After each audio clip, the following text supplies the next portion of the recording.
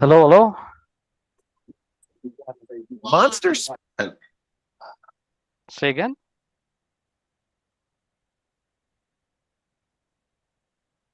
Yes. So got a few people I got to admit that are in the waiting room here. Just bear with me, guys. No.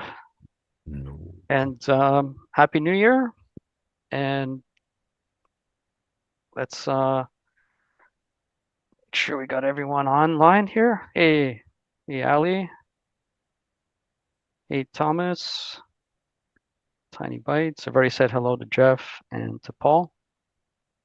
So we are also streaming live on Twitch and YouTube, guys.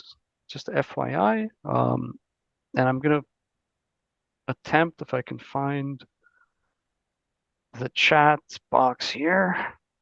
For some reason, I don't see it. I don't know why. Okay, that's weird.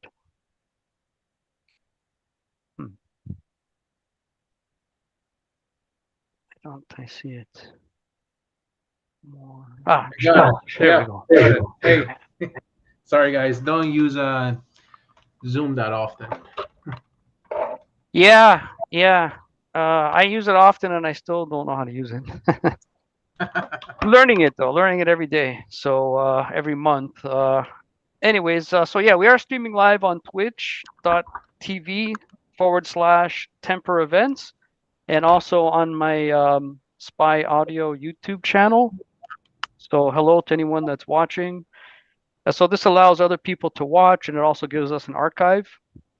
The reason I'm doing it on multiple channels is for backup reasons. I mean, the Twitch channel for Temper Events is what we've been using to play back music from day one. But it was for internal use only. So we used to discuss stuff on Zoom here. And then we had sometimes people tuning in and they wouldn't hear the discussion part, right? Because we would only stream when we did the music playback onto Twitch. Anyway, long story short, as you can tell now, we're also incorporating the Zoom. So why is this view here on me? Do I get the gallery view or something? But anyway, I can see in double there. yeah, there we go. There you are. All right. So basically, so we kind of unintentionally have created a podcast, I would say, in a way, a hybrid between an online meetup and again, we're allowing other people to view. The other thing I wanted to mention is that we are also streaming video and music. So even though the focus from day one has been, electronic music, and we've always been open to all genres of electronic music, and even then, pretty much open to hybrid. So a lot of times people would ask us, is it okay to do acoustic and electronic? And the answer is yes. So, a lot of people immediately think it's dance music only, but there's a lot of electronic music that is, experimental or all over the map. I don't need to tell you guys this, but just to say that we're basically agnostic when it comes to music genres as well. And we try to give constructive feedback and, we're honest, but at the same time, there's a level of respect that we maintain. And we've got some new people joining us, mostly returning members. So I basically know all of you, but you may not know each other. Ali, I'll just introduce since he did some work with Matt, actually, he's joining us, I think, soon as well. But he did a music video and did a kind of a launch party premiere of that video, a short film at Baseline December 22nd. So myself and Peter were involved in that as well as Ali and his crew. Did a really good setup, Ali, with the lasers and the video projector and, Sounds great.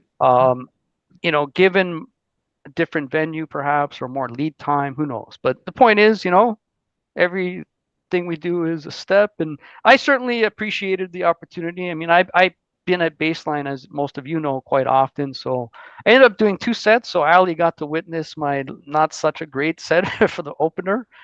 But the final 3 hours, was kind of fun. And in between was a lot of, nice, vibes going. Peter did a great job blending into the vibe that was set up, because Peter usually goes hard with the techno, but this was a kind of a more intro music he was telling me at first, and it was like nice, it was perfect. And then as the dance floor got a little bit heated up, Peter ramped it up as well. So he's a real pro.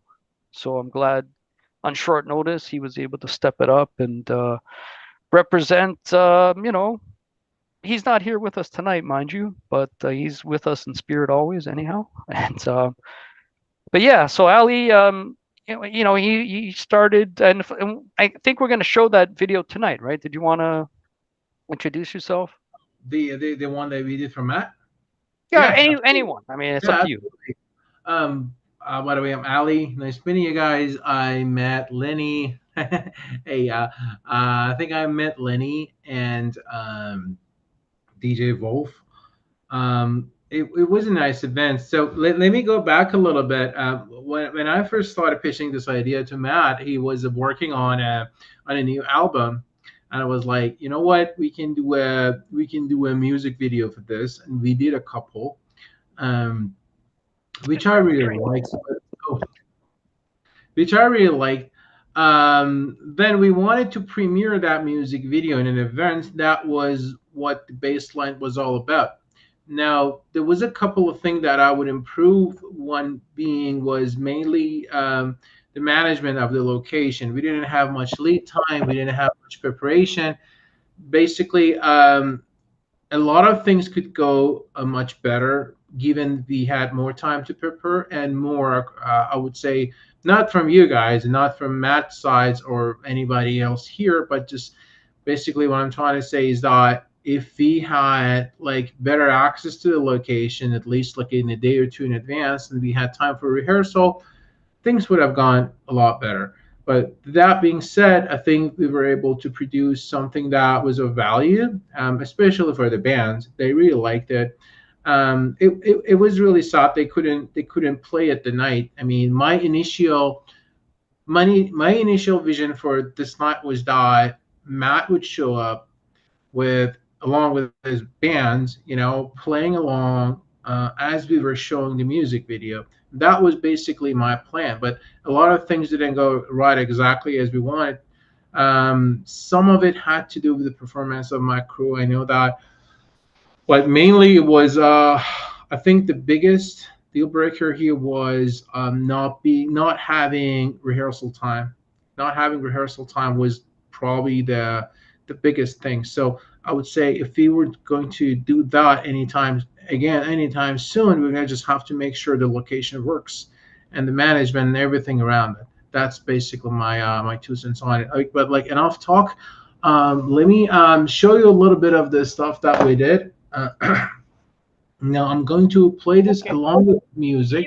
Well, actually, wait, Ali. Before we jump into that, do you have like an MP4 or what format do you use for your video? for for the music video.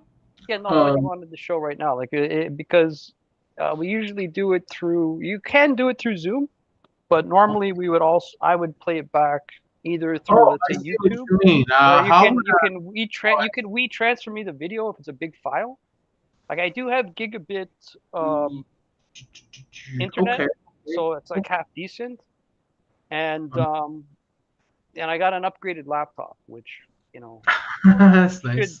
well, we had issues Sweet. with video before, to be honest. So Sweet. Oh no, I know what you mean. yeah. 5 months of herself. Okay. And we also normally, Ali, we put names into a random name picker. You know what I mean? So you Oh, kind of I have to see. spin the wheel. Yes. But Gotcha. but yeah. Sorry, I'm just new here. I don't know how. No problem, no problem. I just wanted to introduce you, especially just because you're newer to the group, Uh-huh. and because of we just had that event recently, and I just wanted to kind of give a bit of a context, I suppose, Yeah. right? Because Sure. most of the people Let here, me- well, there's actually a lot of people doing video, though. That's the thing. I mean, Oh yeah. we'll be seeing a lot of video tonight, performance video, I believe, as well as AI video. Well, Peter's done a ton, and a lot of our members have. Nice. Yeah, Nice. yeah. And so Nice. yeah, so what we'll do, just so to explain, I mean, everyone here knows, I guess, but I'll recap it anyhow. We typically give every producer one track to showcase, and we put everyone's name in a random name picker. So we kind of spin the wheel, and when the person's name comes up, we go ahead and play back the music and/or video. And then we do that on Twitch, excuse me, and YouTube, and then we come back to Zoom to discuss it basically. Gotcha. So I'll send you this over email, I guess. Yeah, and the email is I'll throw this in the because it might be different than the one you have. I can handle the other one as well, but this one works. It's Okay. the official. Sure. Yeah. And yeah, we basically what else did I want to mention? Yeah, so I think basically, we should be okay to play back browser, to be honest. So if someone does want to share YouTube or SoundCloud, but at the end of the day, sending the file is always, preferred. At the end of the day, sometimes video files are large, so we use WeTransfer or any other type of service. I say WeTransfer because it's very easy and quick to use. But as you all know, there's tons of different types of services. And I actually wanted to start off though, because last November we really botched both Paul and Thomas video playback. So like normally we do put the names in the wheel and do it randomly, but I feel we owe it. So Paul is going to be showing two videos because we botched his playback last time. So just we make exceptions, right? So we'll play both of his in a row. But I'm going to start off with Thomas, if you don't mind. I'm going to play back your video from November. Is that okay? Like the long form of it? Yeah, that's fine. Thank you. Yeah, no, it's because we listened to the music and we didn't see the video that corresponded with it. It was already good. Like the sound was already great, but actually seeing him perform it on his video, it's an even next level. So without any further ado, I'm gonna ask you to do what we normally do, which is make sure you're muted on Zoom and switch over to the Twitch or YouTube link. You guys all have that, by the way? Okay, so let's give it a shot.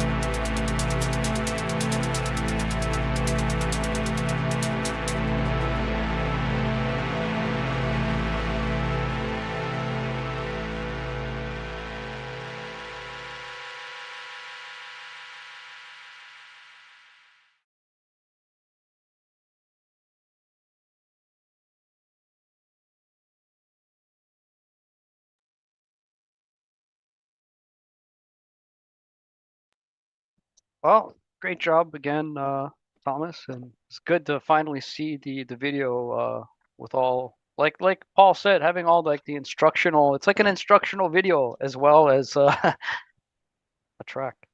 Yeah, it's a whole genre on YouTube that well, it's fun.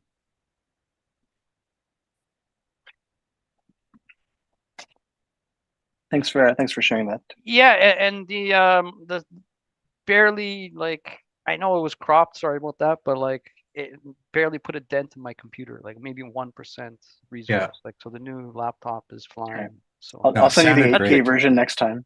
yeah, go for it. Um, I mean, I don't want to overpromise, but it probably would be okay. But we'll see. I'm gonna try it. I wanted to ask Thomas, you had the micro freak and the drum brute there as the two main instruments. At times it seemed like there were two synth lines going at once. Did you have something off to the side, or how were you doing that? I was totally cheating. So basically, the sequencer was going on the Micro Freak, and then because the Micro Freak is 4-voice paraphonic, you can actually play. I never used more than 3 notes in the sequence, so then I was able to play stuff over top of what the sequencer was playing on the one synth. Oh, very nice. Okay, cool. Yeah. I have the micro freak, but honestly, like I've just been preset diving. I haven't really dived into it yet. And no, but that was really cool seeing you do that and working Yeah, with the yeah, it's a sequencer. lot of fun because it can do the 4 voices. You can have a sequence or an arpeggio playing. Well, not an arpeggio because you're actually playing it, but you can have a sequence playing and then play stuff over top of it. It works well. Nice, nice.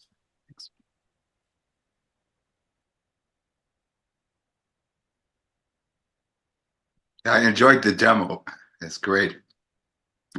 I'm not familiar with a lot of the equipment you're using, but the sound is great, and I just love the ease of which you step into it. You really look like you're enjoying yourself.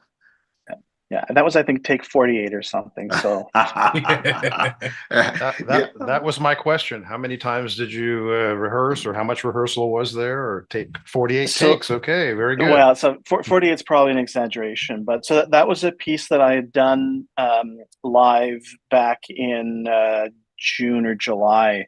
There's an electronic music open mic that happens every month, and so I'd done the piece there, and so I prepared it for that, and then the performance of that was a bit of a train wreck, so I decided to go back in the studio afterwards and record, how it should have been. So there's a bunch of prep work in advance, and it was probably it was several takes in, but that one was good enough.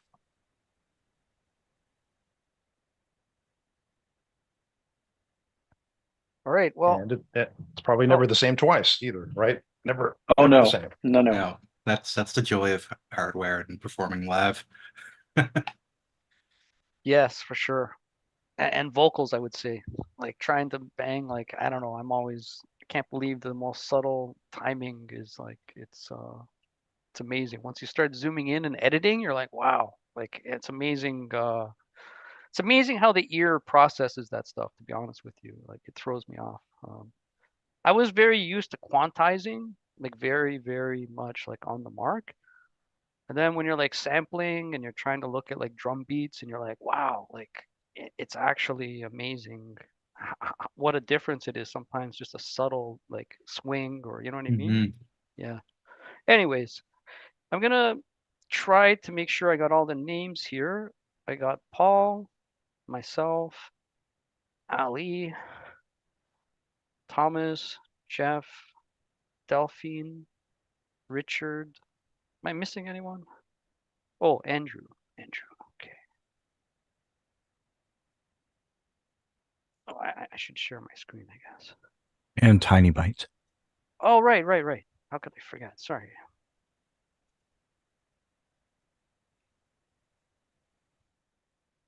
Alrighty, I'm gonna make it official and share my screen. This is like right.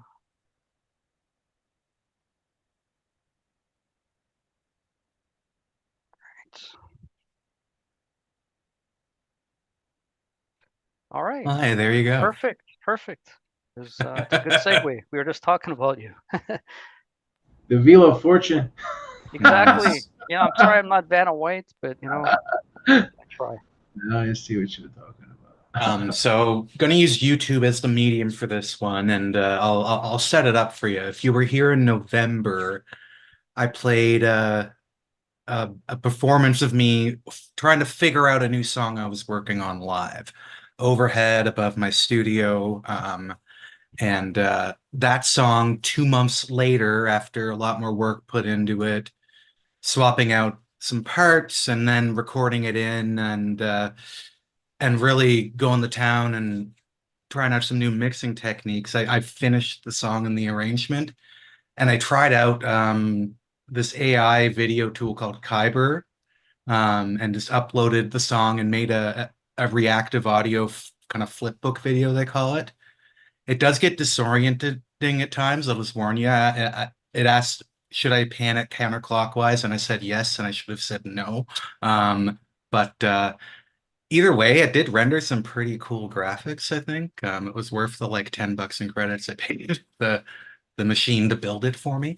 And yeah, this song, probably the first thing I played for you guys that I used my bass guitar on. I would call it more in the vein of like old like Aphex Twin, Otekra, like classic drum machines meets like post rock. I don't know. I have a bit of like rock influence in my stuff. It just kind of comes back from me being a bass player. But yeah, curious to hear what you guys think. And if you have any feedback on the mix for the second version, I do plan to release it on Bandcamp and other platforms shortly. Yeah. So we're gonna play both back to back, right, Paul? Yeah, I sent you a playlist link, so it yeah, should just exactly. run it straight Yeah. through. So I'm Yeah. gonna run the playlist. Okay, perfect. All right.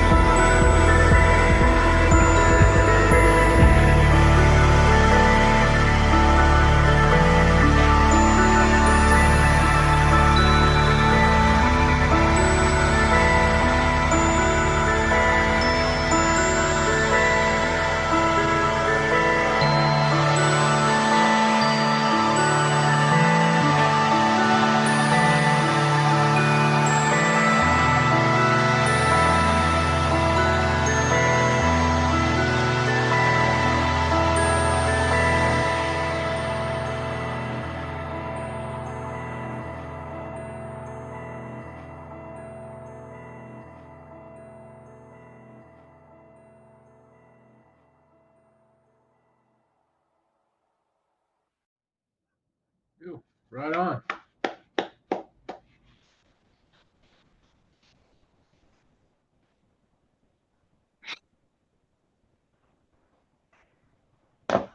Wow, that's quite an undertaking. That's a lot going on there. So who won? Humans or machines? Ah, yeah, I don't know. We have to wait for sequel. Yeah, I really liked it. It was great. What are Well, you using the to generate machines won, but AI? then they blew themselves up. That's what it kind of. Not along with the rest of us. I mean, Don't fear AI. It's gonna be okay. Don't worry. Yeah. The other They're versions, just glorified fax machines, according to someone that I know. I hope so. in the other version, the humans win and they blow themselves up. You see, so it's There you go. But yeah, it's a web app called Kyber. You just basically create scenes by entering a simple prompt and picking an art style from various templates they have. You can go off other templates, but I figured somebody or some algorithms put in the work to do a certain style, so they're all in this same style called Intergalactic. But I was like, robots clean up the mess they made. Robots blow themselves up with nuclear weapons, and it's just like it doesn't go very deep. Like I was looking into another one called Neural something, but this was an easy to use like AI video creation for dummies, and I like the quality of the artwork, especially yeah. you can. I upscaled it to 4K, and like I took a still for my I guess album cover, and yeah, I don't know. I'll probably use it again. It's fun. That's cool. Daphne was it who's somebody was saying something there and we maybe cut her off. Is it Neural frames. That's what it Delphin? was. Yeah. Yeah, I was just thinking about the bells, and I thought that it would be great if there was a pan of the bells. And at the beginning, because the bells was really strong, and I felt that it would increase the ambience with the panning left, right, really fast, maybe. No, I like that idea. The challenge is because I'm using hardware, I recorded the Digitone as one stereo track, and I actually have 4 synth tracks going out of that. So that's why the bell is kind of pan center. But I mean, I could have the option of just recording it as a almost an embellishment, like a background or layer. So I like that. Um, yeah. No, I was thank you gonna for that say the feedback. second drop or the second section of the second version, you added Yeah. like an ambient layer Yeah. or some type of, like middle to higher frequency kind of like atmospheric. That really worked.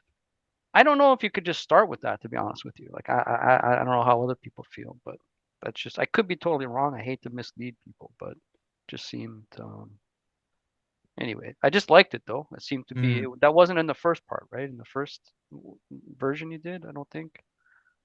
No, what I added was I've mentioned it before. I got this free synthesizer for the iPad called Synth One. And I've since bought iPad music apps, but I keep going back to this because it just has amazing pad sounds. And like it was already very atmospheric, very good stereo field. So I've used that a few times. Um, but yeah, definitely that's the key part I added. And then I also got off of a guy used and dusty as hell and cleaned it up, a Drum Brute Impact, and I added that as like another drum machine layer. But those are the key changes from the first version. Oh, okay, okay. I've been thinking of doing their subscription time, but seems to be like the best one. Plugin Alliance. Yeah, I actually am subscribing to Plugin Alliance. Not that I should be getting endorsements to say this, actually. I'm not being paid to say this. Oh, I bought a few of theirs on sales, yeah, but no, that's Well, actually, Tiny Bites is who got me onto it. He's like, you know, I like that silo particle granulator. I forget what it's actually Mm. classified as, but it's got like some very interesting, like I don't even know how to describe it, like reverb, but like incredible. But Well, anyways, one plugin oh, I did use in this track from Plugin Alliance is called DS Tantra. And it adds rhythmic filtering or to any audio you put through it. oh, wow. So yeah, I took the lead from the digitone that just goes do do do do do do do do, Right, and right. then it spread it out and added like a second like rhythmic track on the left, and like that was just quick editing of a preset, you know. So you can do a lot with those type of effects. But yeah, thanks for listening, everyone. Yeah, and thanks for sharing. And the Good stuff. sound, the playback through YouTube, or I mean your source, it seemed okay, right? Like I don't think we were falling into the previous problems we had in No, it sounded good. terms of sound quality. Like the sound quality was reasonable for YouTube. Yeah, it was, and you know, I think you'll get a little Because it's more always compressed. I just got to remind on people. At the native, end of the but day, yeah, but through whatever you Twitch, send to YouTube, YouTube is going to compress it. So just keep that in mind. And then we're going from YouTube to YouTube. You know what I mean? So it's Mhm. like you're getting the double whammy there, but it's still reasonable. But just throwing it out there that, you know, if you're aiming for YouTube, I find perfection. they do normalize too. So if you upload a quieter track, it'll end up a little louder. Yeah, I forget. I actually attended. I think it's minus 14 LUFS. I don't know, I could be wrong, but like I think I attended or maybe minus 18 even. I think Spotify is minus 14. I think YouTube's actually lower. I think it's minus 18 as a matter of fact. But I attended a thing on LUFS. I was like, wow, never knew that you could talk 3 hours Isn't your about stuff stuff. like -5? Mine, Like yeah, you do loud, right? Like I'm like, loudness. I try to get to like minus, 0.001 or whatever. Like try to get as close to zero as possible, to be honest. But some Yeah. people go over. I'm amazed sometimes when I get like a pro track and I throw it into my DAW and there's clips. I'm like, wow.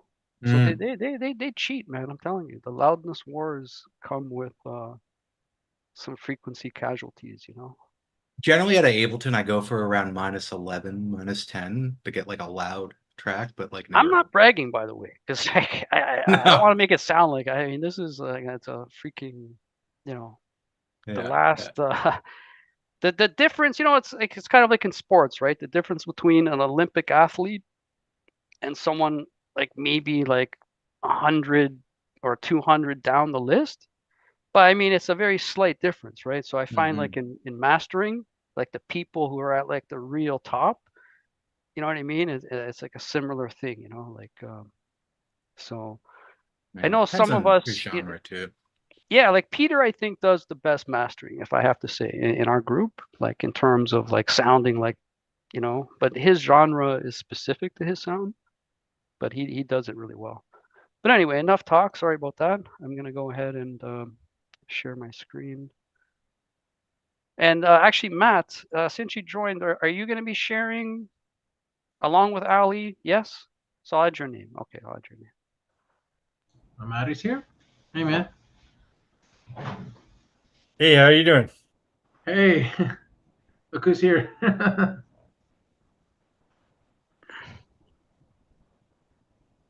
Alrighty. So I think I got everyone's name here. I'm gonna spin the wheel. Wheel of Fortune. Okay, Delphine. Delphine. I always feel like I'm pronouncing your name wrong. No, it's all good. Delphine, I don't mind. So the music I'm going to share to you guys today is just a demo. The mix is really bad and the song is not done, but I wanted to have your input about the vibe and what I could add to the music to get it involved. And it's a mix of deep house and pop, I guess. So yeah, that's it. Okay. All right. Let's give it a listen. Okay.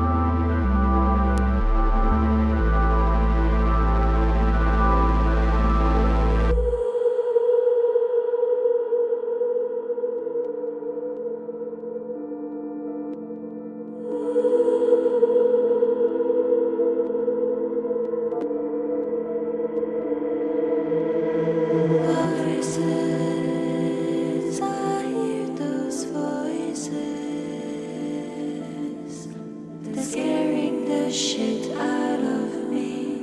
Why ghosts are haunting me? Voices, I hear those voices. They're scaring the shit out of me. Why ghosts are haunting me?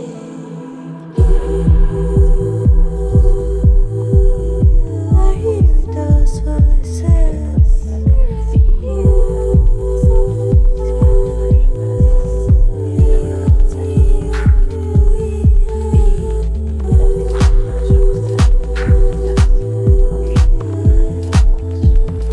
I hear those voices.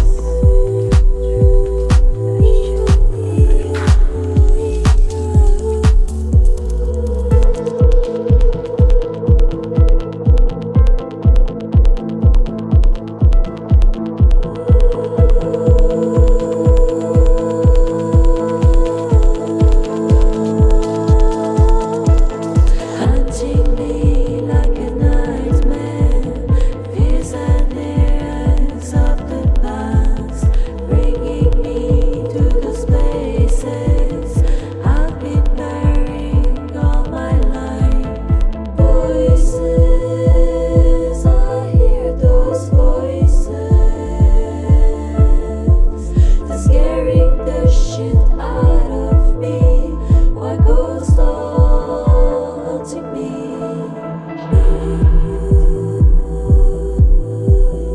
I hear those voices.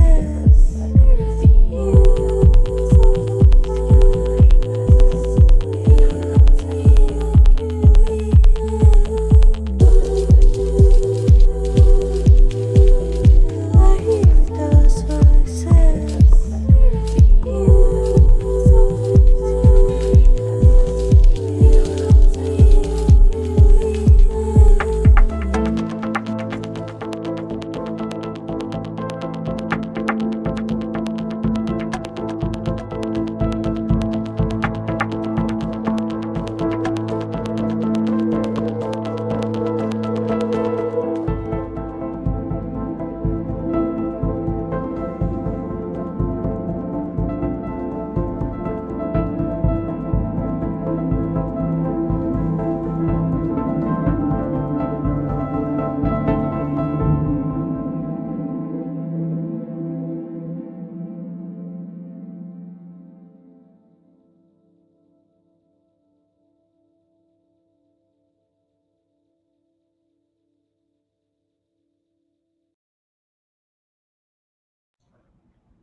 Wow, great stuff. Great stuff. I think this could really work as a soundtrack. I could totally see it. Thank you. It's very nice. Yeah, like you said, it needs a little bit of a mixing, I guess, but like it clearly says what it is. I really I like think your voice. It's very, very soothing and just so surreal. It's just beautiful. I love I the think you're already envelope. there with all your elements too. Like it's well balanced. I've really experienced I'm wearing these open headphones.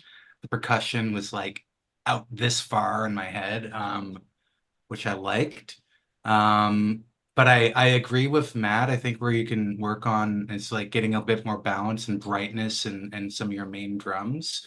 And then also bringing out the bass a bit by I feel like it's between 200 and 400 hertz. Like if you cut that frequency in some of the other elements, it gives that mid bass a bit more room to breathe.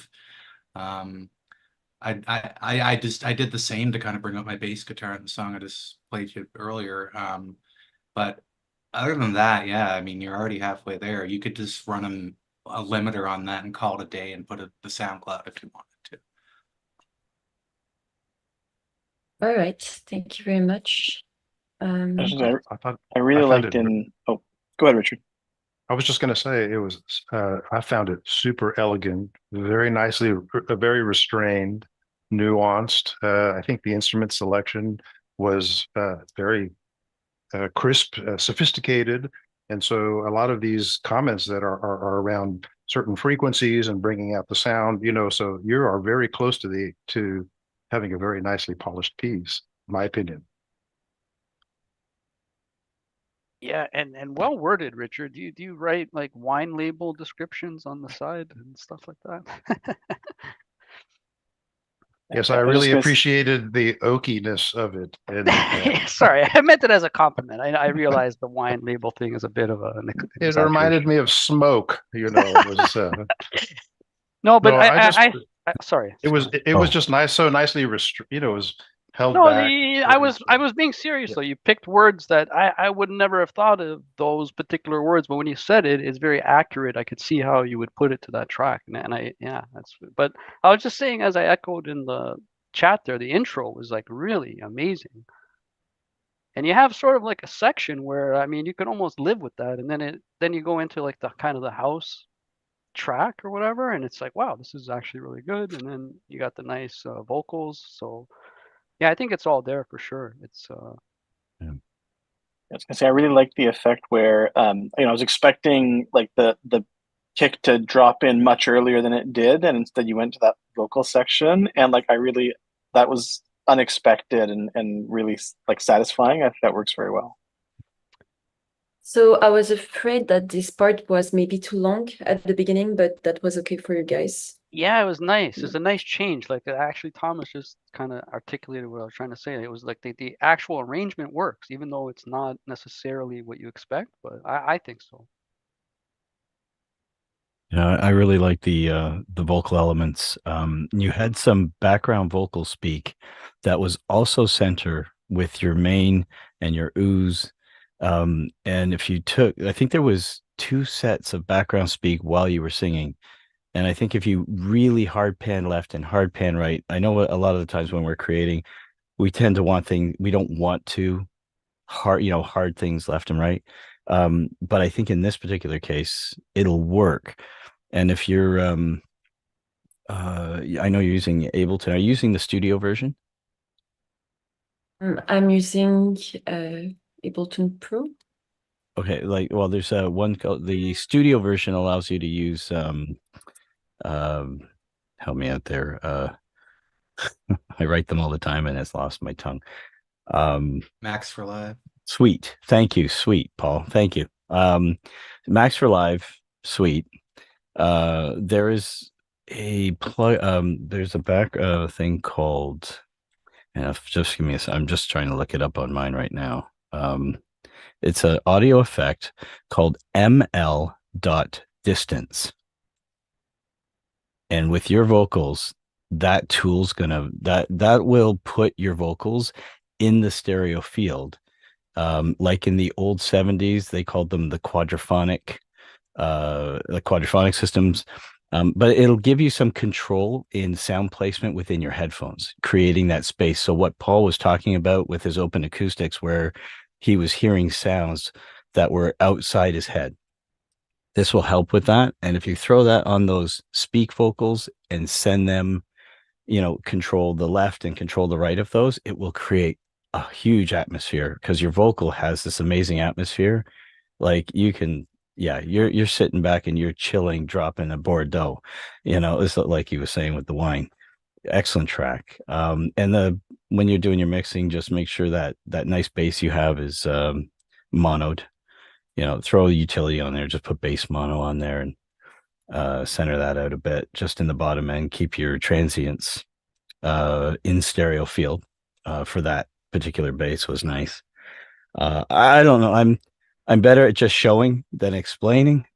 So, but anyhow, fantastic. It's very helpful. Really, I'm noting everything. Sorry, I didn't mean to go ahead. I was just gonna say we should do one day though a screen share Tiny Bites, but sorry. Yeah, yeah. It's but that tool, ML Distance, I don't see a lot of people using it, and it's a great, fun, simple, very, very simple. Anyhow, that's all I have to. That's in my brain right now. Thank you for that. It's always great to hear various feedback, and hopefully that helps. But anyways, okay, I just again, great track. Thank you again for sharing. And I'm gonna go ahead and share my screen here. My gosh.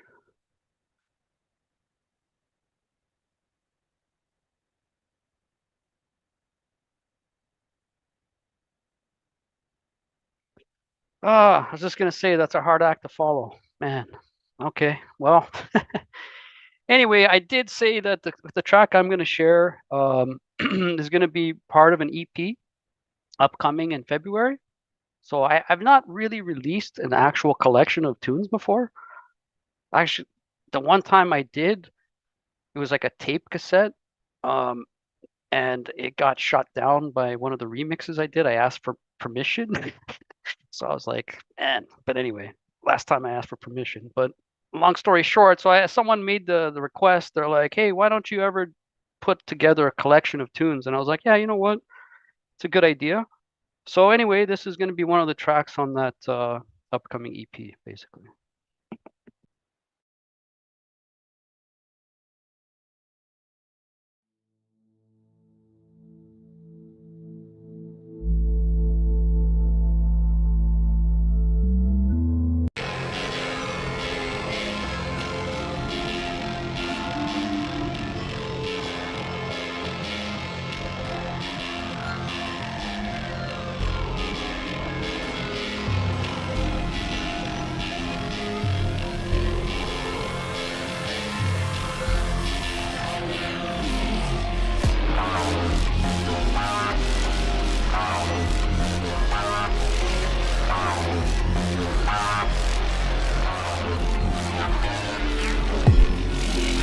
Now you know, now you know.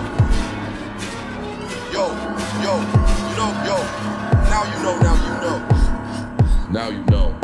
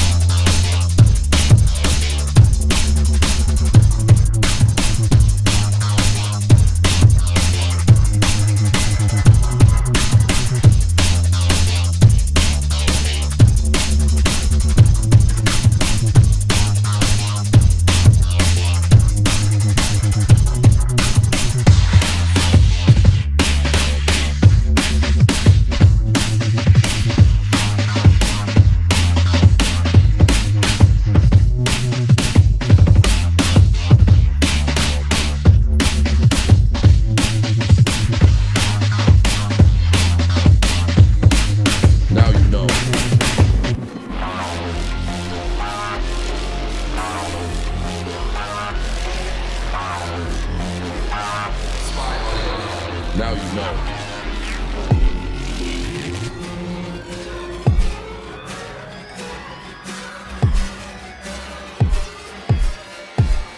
Now you know.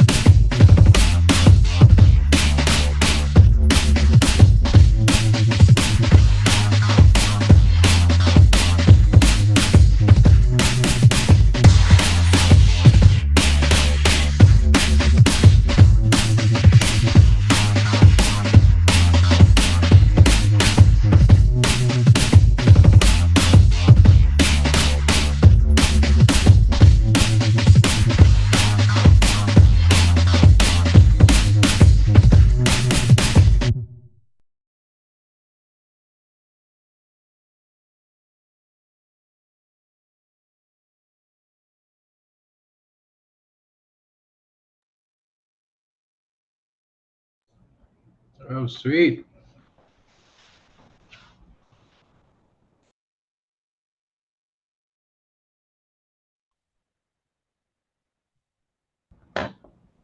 That was real nice, Lenny. That was really nice. I would like it if you had a little bit more. I don't know how to say it, like pizzazz. A little more jump. But it was good. I liked it. I liked it a lot. It gave me that whole clot vibe, I guess. Yeah, I like that power. I like the energy.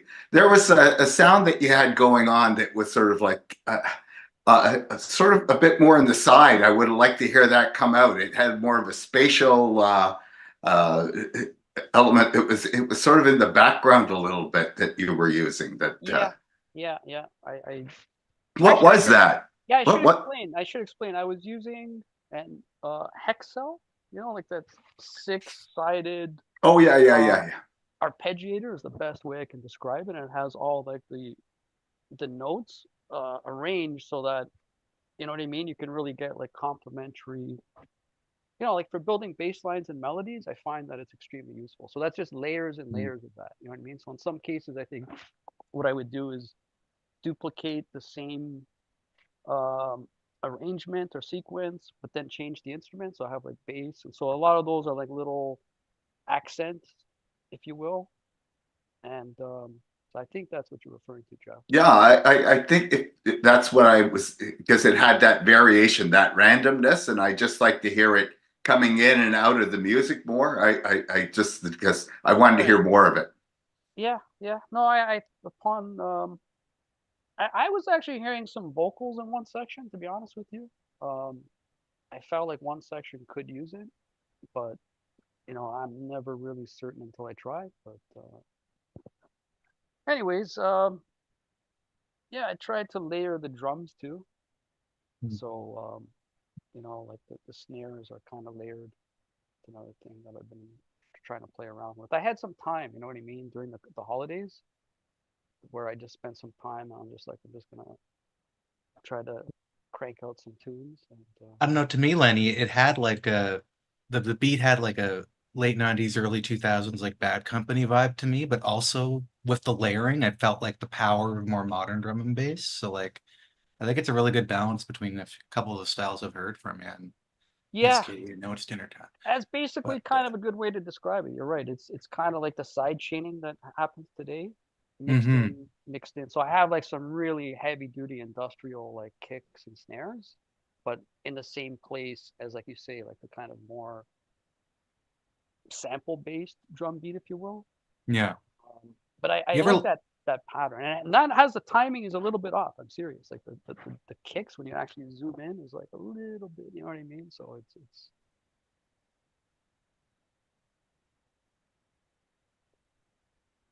But Um, yeah. oh, Oh, Lenny, sorry. I was going to suggest so those bass lines I was listening to, um, you said you signed up for the Plugin Alliance thing. Alicia through Plugin Alliance has a thing called Envelope, and it will sharpen and punch, and you can create some punch. So that bass line you had, What's it this called? will this will just give it the edge. I wrote it in the chat there. It's It did. Alicia's Envelope. Think of it as a transient editor, really. But you can, and there's different flavors in there. You'll get used to it, and then you'll just start carving your own. But you can put that in, and it'll give that bit of an edge. You know how you want it to really carve the speakers and really cut in, and that'll help. The snares, um, there was. Oh, you can even try it on the snare as well, just to create a little bit of punch. I can't remember what editor you were using again. You're using the Reaper. Reaper. Yeah, I have to look at Reaper to figure out a compression setting just to give a little more. I want that snare to punch me in the mouth. Just a little bit more, you know? Really? More, eh? Yeah. Wow. Yeah, Okay. just a little bit. But it's the whole when it comes to snares, you're like as you're cycling through them. Anyways, but even that envelope, it's Yeah, just a I'll look into finishing that. touch. Sure. It's like you know what I mean? It's just that finishing touch. But yeah, man, love the tune. Love it. I wanted to get the phenol out on that one. Add a little extra, another layer The to what? Sorry. the phenol. You know that what do you call it? The modular synth that I have. Okay. Okay. I thought you were saying something different. Sorry. No, he's got. All of a sudden, he was like, "Wait. Is that mix that with sativa?" No. Better double check before I say what I thought you said. But yeah, Oh, no, thanks for the feedback. I appreciate it. yeah, no, I love the tune. We got to get together for some pizza, and we'll mess around. Yeah, man, for sure. Oh. For sure. All right. Alrighty. I'm gonna go ahead and spin the wheel here.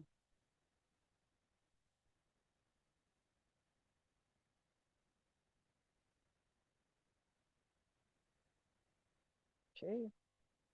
That. Check my email here. I don't know if I saw anything from you. And I do. Yep. Cool, yeah. So maybe if you do the first video there, and then Ali, I don't know if you're showing the second one. We'll show them both anyway. Let me show the first one because like the second one that was the extended version, it's 15 minutes, but like it doesn't have any music. So because it was I composed it for a live performance, so that one doesn't have any music. The one I sent Lenny is the original music video that we made for Matt and his band. It's called 6 Months of Herself. Sorry, 5 months of her. 5 months of herself. We shot it all here in Toronto, outdoors, with a small crew. Matt was also there, helped us out with production a lot, and let's watch it. Cool. So that's the second video in my email there, Yes, Lenny. the second one. link. Okay, so do you want me to play that one first then, Matt? Or do you Yeah, want play that one, please. Yeah. Yeah. Okay. So I also sent you an email, but like if you send it to Matt or to Lenny already, what sure. email address? You probably the other. I send it to you. Yeah. I got it. Yeah. It's all good. Let me just make sure I can download it. Yeah, that's okay. Download anyway. Right. Google is warning me. You sure? Okay, let's give this a whirl.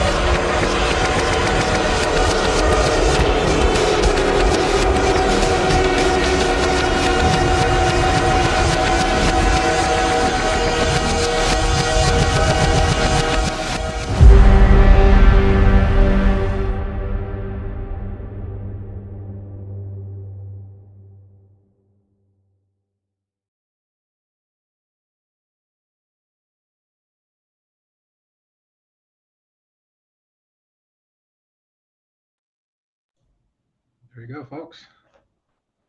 That's it. Well, that was awesome. Thank you. Hats off to Matt and his band for the great music. Thank you. Yeah. You So Matt, what was the instrumentation on that? The instrumentation. I used Toxic Biohazard. It's a synth from FL Studio for the main bass line. I think I'm just made the patch myself. And I just played it on a MIDI keyboard. It was pretty basic. And then sent it over to my friend Brett, my bandmate. And he used some iPad synths that he uses. I'm not sure exactly which ones. Um, and then we kind of worked back and forth. We had actually done an original version of this song that was a lot mellower. And then we were talking with Ali about like, he was saying like, let's make a music video. We were saying, let's make a music video. And then we had the idea of like, let's make something kind of intense. So we went back through our back catalog and we had this song from 2017, I guess it was. So we did like a new mix, but like it has that whole new drum section at the end that really ramps up the energy extra. Yeah. And then the actress Christina, who's in there, wrote a story. So basically, we just told her what the kind of vibe of the song was. This woman kind of, not sure if she's losing her mind or not. And then she kind of came up with the scenes and worked with her roommate who does dance and choreography. And yeah, we went from there. So we got this like small little production of how many people, like 7 people or something, right, Ali? So Something about that. I think it was me, you, Joshua, Jamie, Christina, Laura, and what was the guy's name? Forgot. Steve, yeah. Steve, Yeah, yeah. so yeah, so it all came together pretty seamlessly, and I thought it was a really fun experience. I've never been part of making a movie before or anything like that, so it was really cool to work with Ali with all his fancy gear, and obviously it's like, music videos we've done in the past have never been like this with actors and 4K video and all that, so it was a whole other level. Yeah, it was a definitely a fun experience. I mean, for me, like being able to incorporate the music in a theatrical fashion, because this is where I come from. I guess my interest is really bringing those elements from music to cinema, and taking it to a level where you're able to actually produce emotions not just by sound but also by pictures. That's what I'm really interested in, and Matt knows me a little bit better. I'm really interested in the elements of horror and drama in cinema, not necessarily the elements of gore, but like more in the psychological aspect of it. That's what I've been experimenting with and trying to research into, and also write some stuff about. This was more on, if I were to say about this specific piece, it was more on the experimental side, especially from the cinematography point of view, because like everything you saw here was just done on site. And I know this is not the way people were doing it. The actors were not happy with it because the way they do it in cinema, usually they come up with a rigid plan, having all the shots prepared in advance. I took a different approach. I just did it on the go and just improvised on site, which was to our benefit. I would say it just massively reduced our production time and effort. But the thing is that it's also difficult to find people who are really in tune with production like this. Like, I mean, Matt was on board from day one, so he knew what my vision was for it, and like we were able to, communicate really efficiently and able to put things together in a seamless way. But I think the challenge was to how to communicate that message to a bigger crew, and after that to a bigger audience. That was where the challenge was. But that aside, this whole experiment was really fun for me. I mean, it a couple things I would say, things that we could improve. One was a production scope. But that then goes back to the budget. We are operating a limited budget. Um, so we couldn't just go crazy with it. But it's something that definitely we can do and we will do. Right now, I'm working on a couple of short stories. One is really short, the other one is like about a 20, 30 minutes. So these are things that are coming in future, very near future.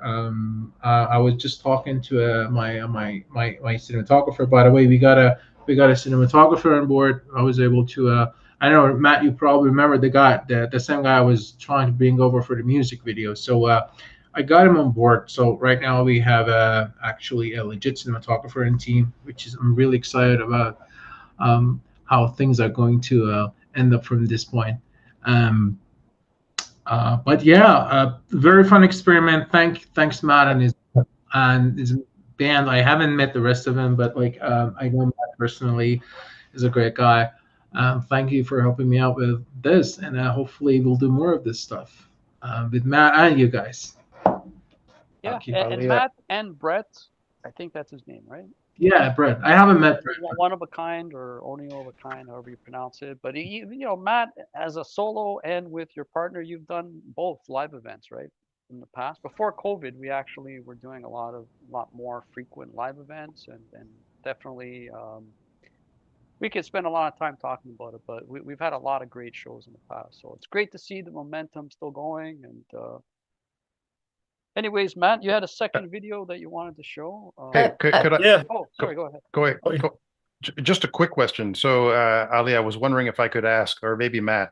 So, did you do your shoot, edit it together, look at it, and then Matt, you and your partner strung the music together, or you finished the piece and then you had certain times and you shot it and you edited it to that? I was just curious about the chronology of what came first and how you pieced it all together. If you could talk about that for a minute. Yeah. So the song came first, and we had the song playing while we were doing the shoot, like on a Bluetooth speaker. So the dancers were dancing to the shoot.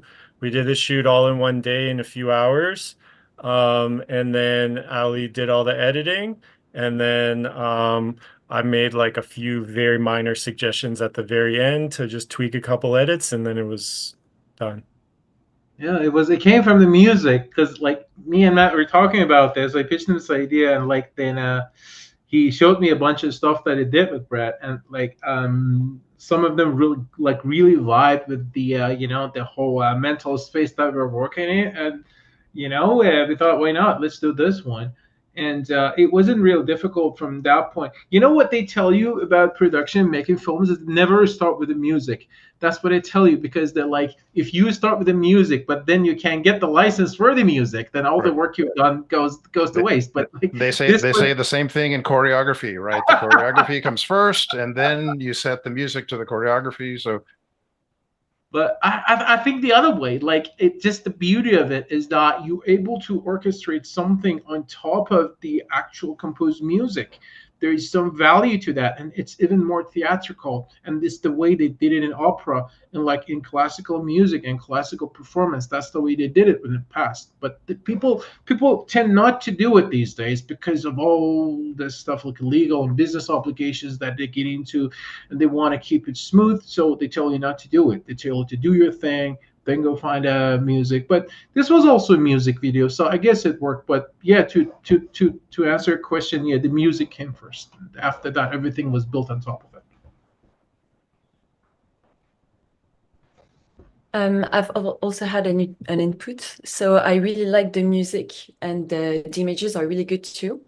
But I'm a video editor too, and I felt that the editing of the video could have been more, like more effects, more movements, more tweaks to certain stuff, because the music was very intense and sometimes the image wasn't following.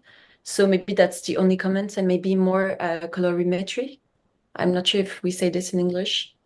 Yeah. But yeah. Great. So yeah, and if you guys need help for the future or anything, I'm here. So Absolutely. Actually, editing is, because editing, you know how editing is. Like, it's time consuming. And like you said, like about color editing, yeah, we could have done probably better. But Keep in mind this was an indie production, short budget, short time. These were not like these were like actors, but like good. These weren't exactly A-list actors, and like I said, we had a very limited. I'm not trying to make an excuse for it. You were absolutely right. Ali, we're on the record here, man. Just to let you know. I thought they were very fine actors. I just want to throw it out there. Going to jail for this. No, but yeah, you're absolutely right. I completely understand what you're saying. It's not, but it wasn't much I could do with editing, honestly. When we made the shots, we could have done it a little bit more adventurously, I would say, to have more interesting stuff for the music video. But then that again goes back to our limitations that we have on production, the number of hours you can, keep people on set and keep them happy and keep them working. It's all that goes back to how production works. You need to keep people on set for set number of hours on a cold day, outside. You try to wrap it up as soon as you can. But like I said, if the scope of the production gets a bit larger and we're able to obtain some funding from the outside, definitely we can expand on those things that you just mentioned. But I totally agree with you. Alrighty, awesome. So Matt, your second video or first video? Cool, yeah. So we just launched a new band. Ali also did this video, but it's a much simpler one. There wasn't a whole crew or anything like that. And I did the animation on top of it afterwards. And so this new band's called Marginalia, and the idea with this band is that there's going to be singers on every song, and we're thinking of doing it more like the Gorillaz, where they just have a bunch of different vocalists on different songs. So that's the idea. And this was a YouTube link, I think. I remember. Yeah, let's go. First link in my email, yeah. Okay. Yep. All right. Let's give it a shot.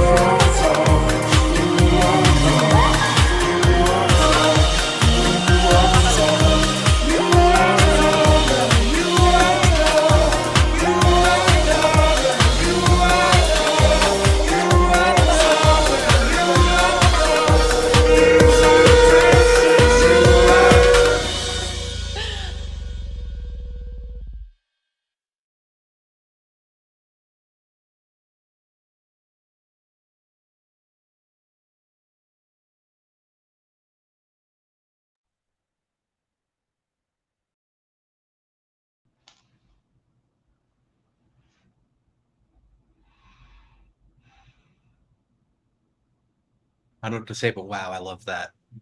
This soulful vocals, like, I can hear a hint to your like that your production style and your kind of approach to beat making, but then it's a little more pop than what I'm used to.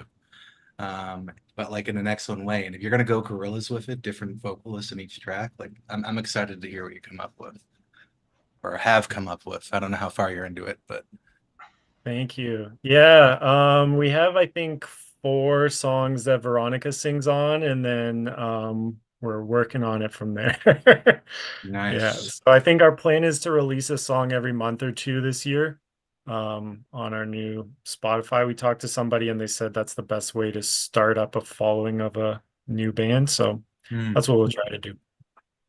Excellent. I get really excited about hearing a lot of different vocalists featured, and I think it just brings out so much creativity in what you've got to do in writing the music. So it'd be great, and looking forward to it. Thank you. Yeah. So is it you and Brett plus vocalist basically? Oh, okay. Yeah. Nice.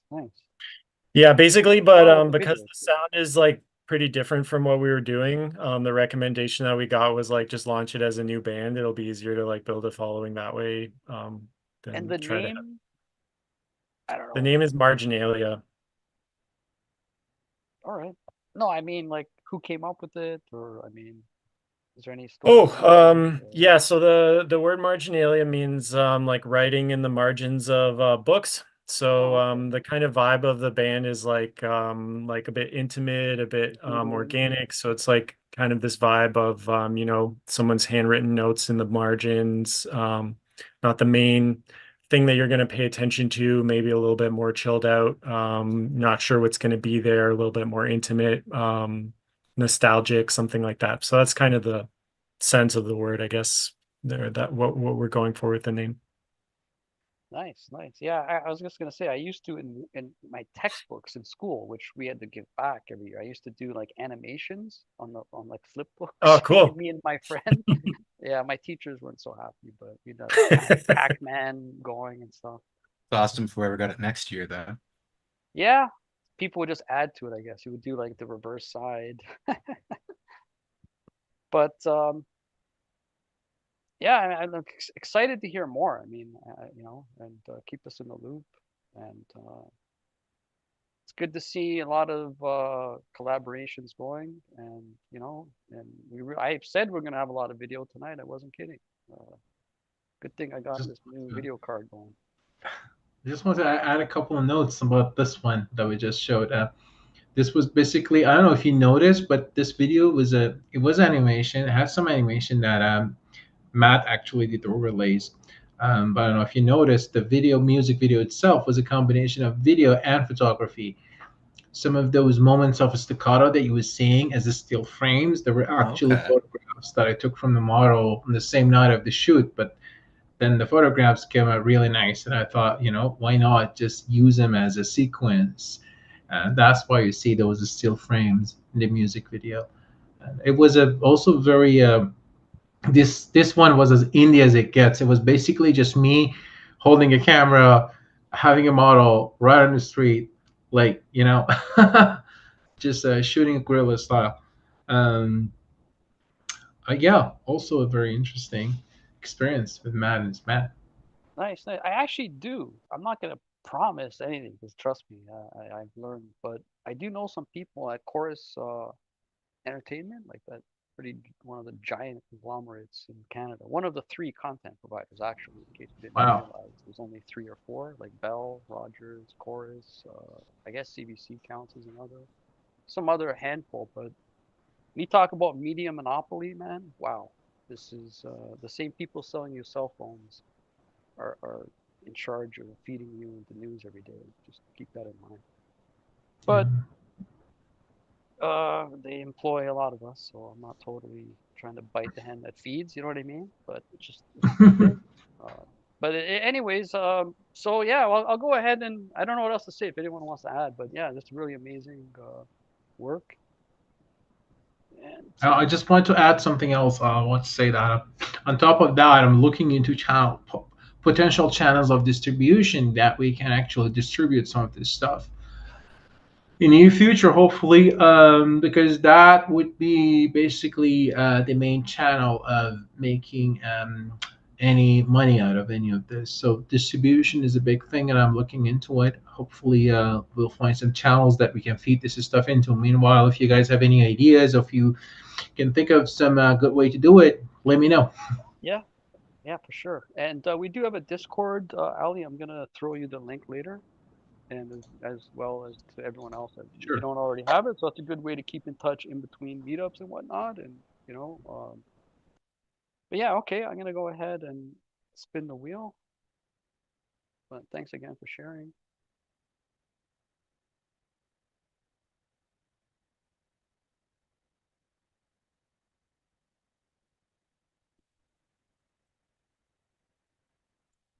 Alrighty, Jeff.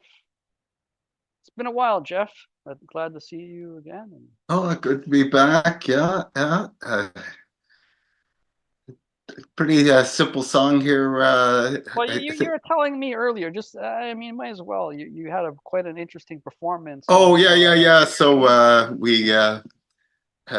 we were on the Plato Theater stage last November 30th, so I didn't come into the meeting, and it was something that I had not even expected to be doing, but it was so I got asked to do some sound effects and so on the stage for a bit of a slapstick performance, almost like a Chinese Laurel and Hardy kind of thing. And I said, sure. I didn't realize I was going to be on the stage in front of about 800 to 1,000 people. With a gong and water to pour and record and making sword sounds through the microphone. And meanwhile, we had a projector screen and a bit of a action sequence. And I didn't really understand it, but when a lot of the children who were in the audience started laughing like crazy, I thought, okay, it started to make a little bit more sense. But one of the things that was really amazing about the night as well was that it started out with some very prominent rock bands and went right through to cultural dances and so on. I got to stand behind the stage and listen to people do their sound testing and watch people go on. So it was a really great experience. And the production people at the Plato Theater in Toronto, it's really a high quality music standard. So I've never had that kind of experience before. So anyway, a little jarbled. Like a blast. No. It was, and I didn't really know what I was in for. What you were signing up for? Yeah.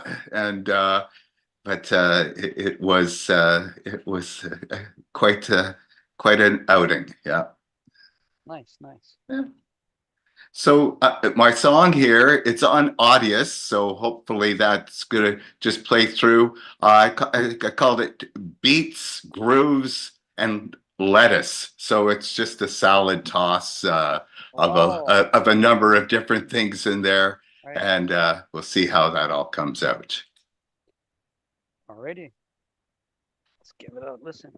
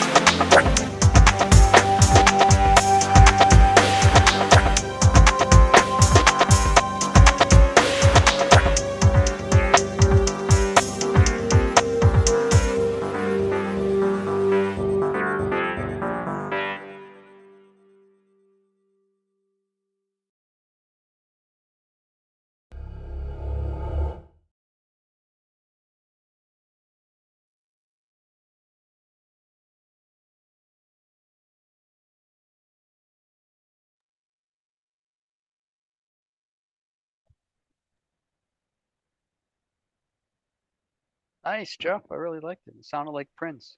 Like Prince. Okay. Like the percussion, I didn't even think of it until after. Like I was really responding to that last part, the pad there, but I'm like, actually, the percussion itself kind of has got a bit of a net interesting, man. You're always switching it up, Jeff. It seems like. What was the background? Like you're like, I want to make a like what was like a few times in the past, you're like you wanted to make I think you wanted to make what genre was it, which was very strange. For not. Oh, Oh, I had trance, mentioned trance. I You're had like mentioned trance, but I yeah. mean, I just was doing I just did a couple of songs because I met a sound engineer who was doing trance, Okay. and so I was just interested, and I'd not really listened to it all that much. So I've been listening to Above and Beyond. I think Tiny Bites had mentioned that, and a few people had mentioned that, and it's pretty intrigued by that, but. For myself, I have a really hard time sticking to any genre, and even here, like I just keep moving from sound to sound.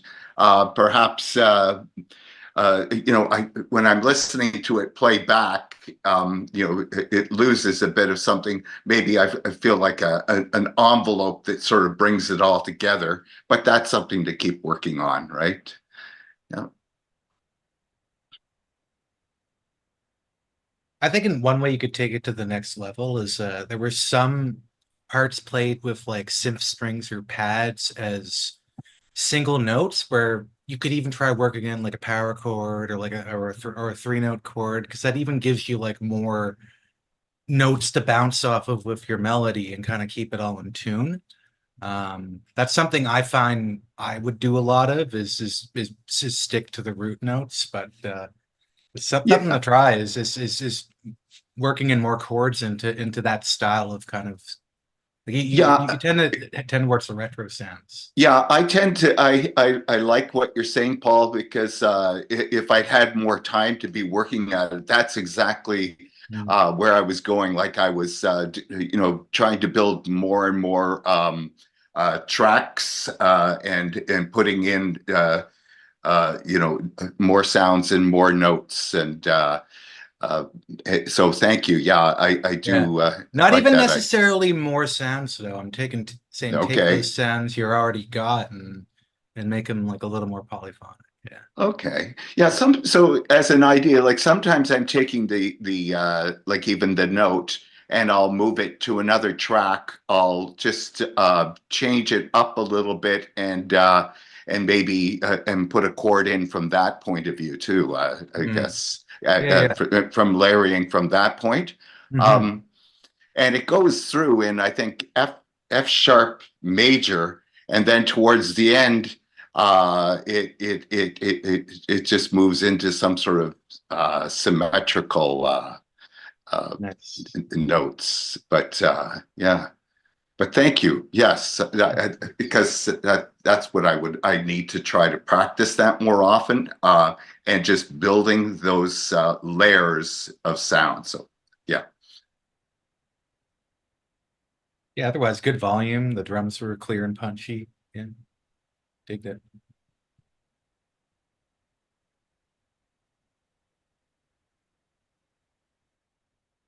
Yeah, awesome stuff. Thanks for sharing. And yeah, I can't really add any more than I can think of, but I'd like to hear more along this lines, frankly. And okay, one thing that came to mind, like some of the stuff Vosto went over, he did a screen share actually back in November, I believe it was, or maybe it was the one previous, and he went over his process in his Ableton DAW or whatever. And it's things that I don't do. That's why I'm saying that's what he showed.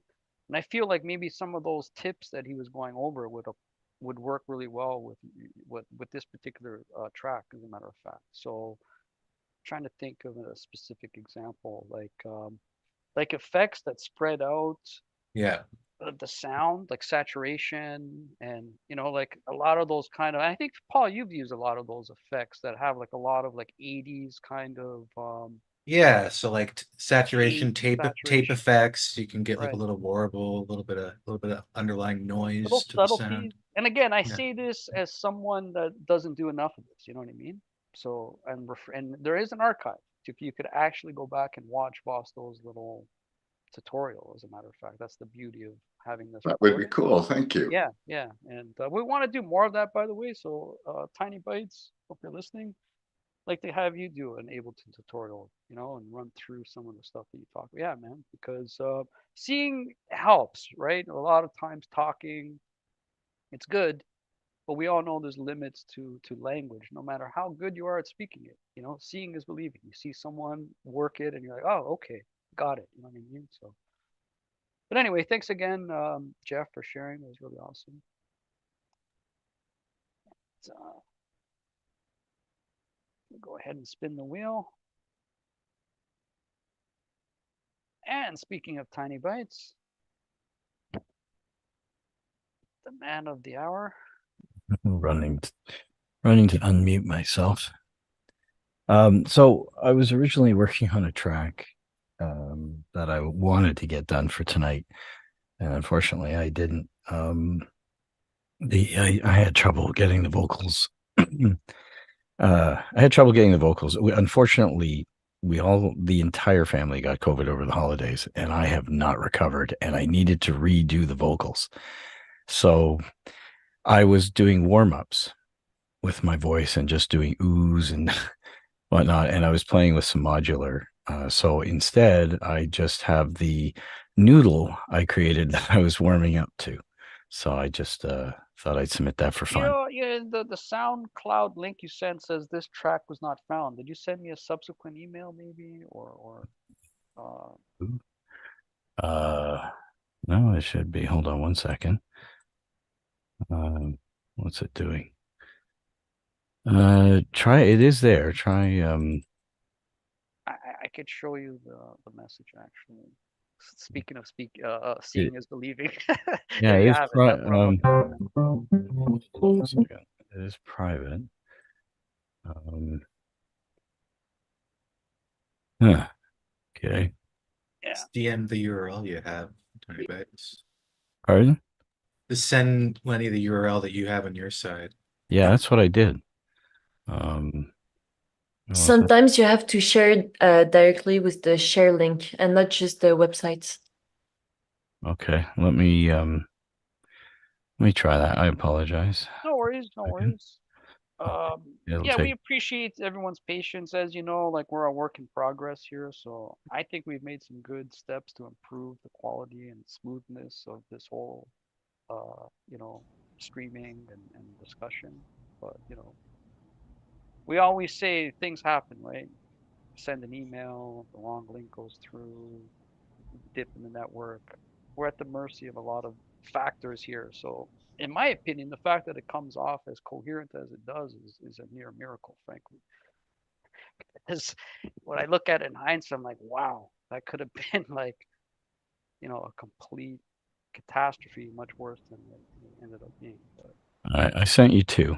all right. Try those again. If it doesn't work, you can pass it. It literally is just one of those, where your wife yells down at you and says, "Put your headphones on." Okay, there we go. There we go. Nice, nice. They get tired of hearing that loop over and over and over again because, especially with modular, you're just Oh, there we go. you Yep, become I the most know. annoying individual in the house. So Yeah, yeah. I So, I oh yeah, understand and where you're coming from. the other thing is, so a lot of it's modular. Other instruments that you'll be hearing are actually vocal. It's my voice, and then I just went crazy in real time with vocals. So this isn't the vocals. It's like think of it as like using your voice as a synthesizer. So and there's no mix. It's awful. Just deal with the annoyance of some peaking. All Anyway, right. all right. Okay, let's give it a listen.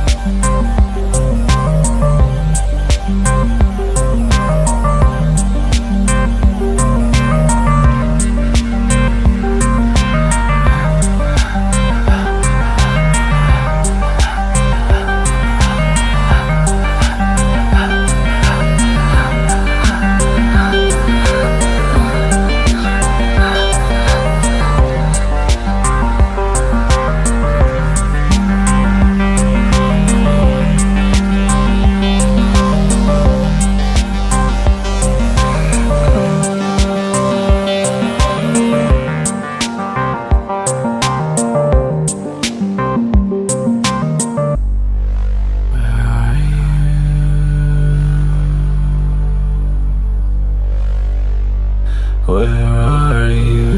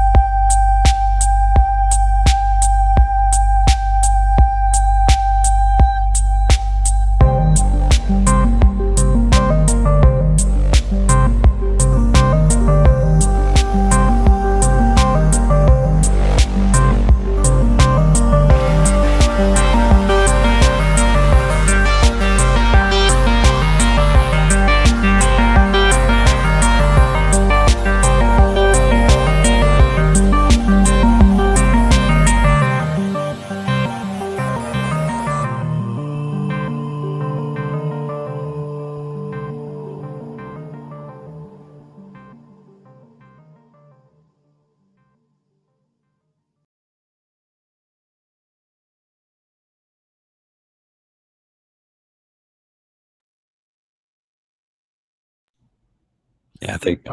Stuff. Yeah, I'm gonna change it to monotonous, I think. I like that. I like that a lot, especially with the vocal parts. It's really powerful. I liked, yeah, it really had some depth to it. You start with like some depth, some context, and you put the vocals on top, which I really like. I don't know if you're familiar with those Tibetan monks chanting, Yes. Yeah. sounds of the earth and stuff like that. Those kind of frequencies, and I think there's also a lot of other folklore stuff that you can find traces of like vocalizing just like that. And I think it really worked. If anything, I think you could even extend it. You could overlay those vocals on the entire length of the song. It works. Like if you look into Middle Eastern traditions, indigenous traditions, like this stuff existed in ancient civilizations for thousands of years. Like I'm creating some really moving pieces too. So I think you got something there. Nice Nice. stuff. I think it's really interesting because the modular is so organic to begin with, and having heard this, I'm almost like, why don't we hear more of this, modular vocal textural stuff because it fits so well together, the way you've done it. So, I don't want to say you should get COVID more often, but this is a gift. Yeah, no, I don't want that again. I'm still trying to get rid of it. I can barely breathe. Jeez. Yeah. No, thanks. How did you produce the main mono synth? Because I know you said it's modular, but I'm just trying like you start with an oscillator and do a filter and do like how does Yes. that? Yeah. So essentially I was just okay, yeah. So it was just using oscillator VCAs. I mean, you can pretty much do this on the computer as well. The key thing is creating the sequence, that running sequence. So there's never a pause. So just almost like creating your notes and running an arpeggiator. I hated using arpeggiators. So anytime you hear an arpeggiator from me, they're actually played by hand. And then I play with it and loop it. And try to create that old school gating. And that's the key thing is this is gate sequenced. So all the there's Andrew Kilpatrick. He's Canadian. He makes modular, and he created this envelope that's not the standard ADSR. It has some pre-programmed patterns, and just the way it functions is kind of unique. So I spread that out to the filter, modulate the filter, and we'll sometimes use that as well to modulate the FM input on the oscillators. It's probably easier to show. Unfortunately, I don't have a cam, and I really do need to get one so that I could, maybe show it. I think it's just easier because my verbal knowledge is it's no all worries. But it's interesting how you say that it's a sequencer and it's using that kind of gate technique that really makes yes, it that. and that's the key thing is that old school gate.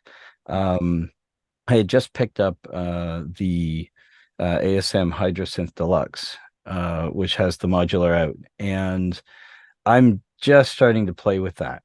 And I also just yesterday received my banana to 1/8" jack, so I can go from my because my modular is banana, like Buchla kind of stuff.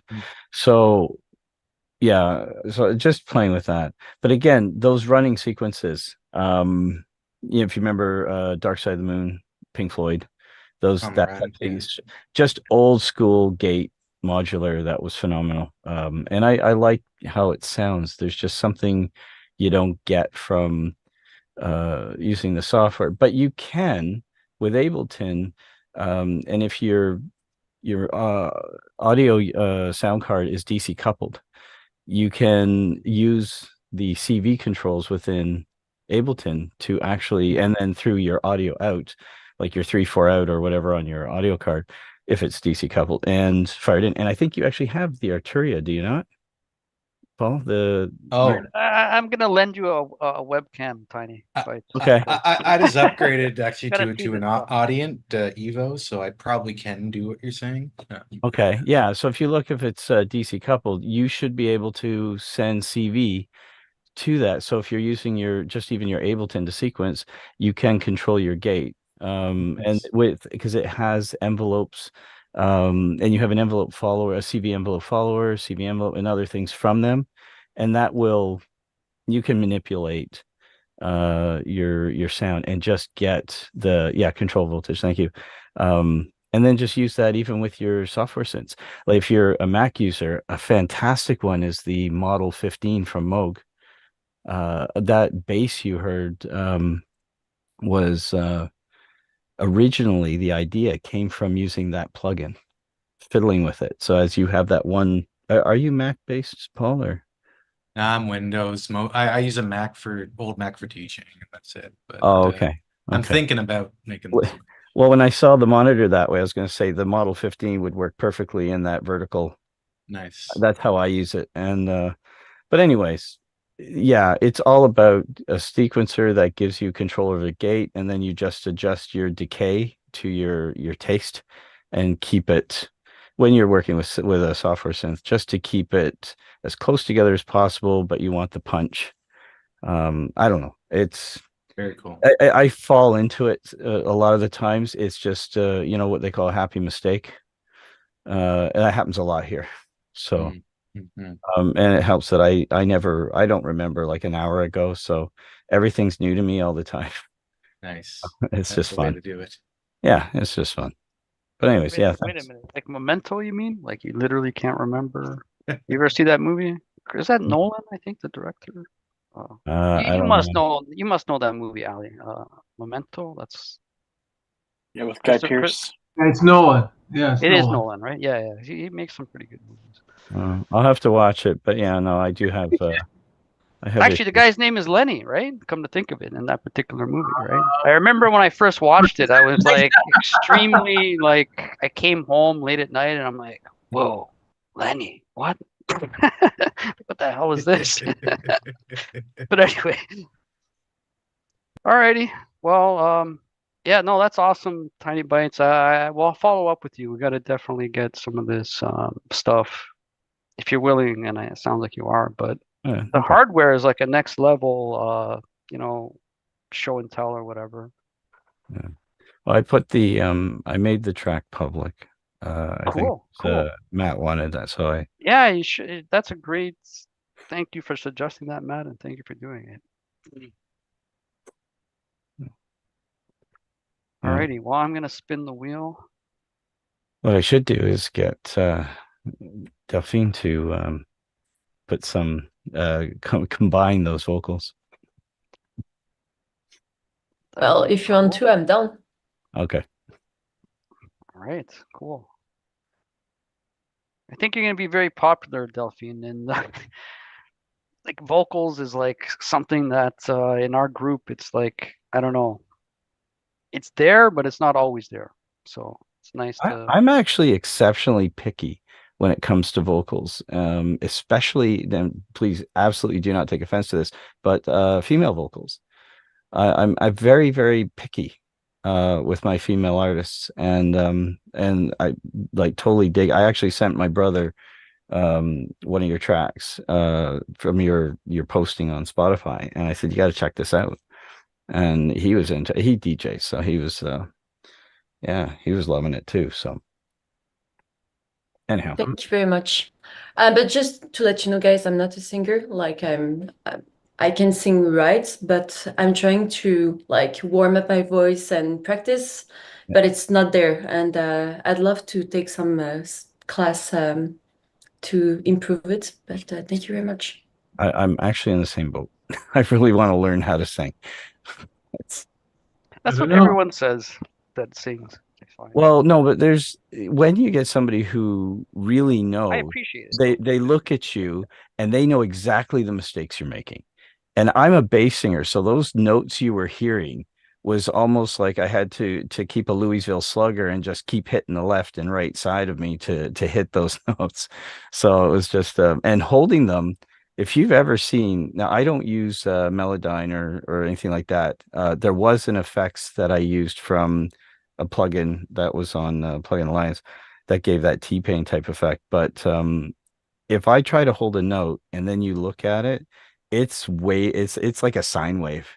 Yeah, like it's just going all over the place. So it's jumping from sharps to flats and in completely different like So I can try to do a C and hold that C steady, and it is going all the way up to a plus G to a low G. It doesn't like, my voice just does not like to stay common, and I'm a bass voice, so it's hard to because I do have a falsetto, but I'm just not there, and I need to. Um, Somebody said, like, there was a singer who saw me and said, "You need to take this lesson, you just for a little bit, so that you're standing properly, you're sitting properly, you're breathing properly." And yeah, there's so many mistakes I was making, and they could hear it just from the microphone. You're too close to the microphone. You know, um, and then somebody, and she actually said, you also need to go see a throat doctor because you have a problem. So apparently I have some sort of bacteria. And she heard, just from hearing my voice, she says, you have a bacteria problem in the back of your throat. Like, just this random person. So I was like, okay, sure. So I booked I booked an appointment. So I'm waiting to find out from that. But yeah, definitely the thing, I think um definitely seeing somebody to help you find your true voice, and you're already there, like you're playing with your true voice really nicely, and sometimes you jump out of it. This song, you jumped out of it a bit, and but when you do, you're on the chart. You will be on the chart. So anyways, moving on. Yeah, no, thanks. I think Andrew, your name came up. I'm glad I remembered that. Yeah. It was a Pretty blink of an sure. eye. Hi guys, Happy New Year. This Yeah, man. Happy New Year. Thanks. This track, I did pretty quickly. I posted it a couple months ago. It's kind of like two styles kind of merged into one. One style is kind of hardcore, dirty, grungy, and then all of a sudden, and then I kind of melt into this kind of trippy, kind of psychedelic,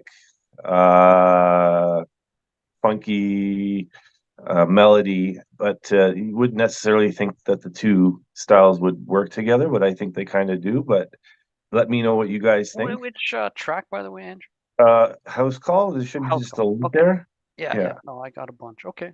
Oh, okay. Thanks. That's all good. Alrighty, let's give it a listen.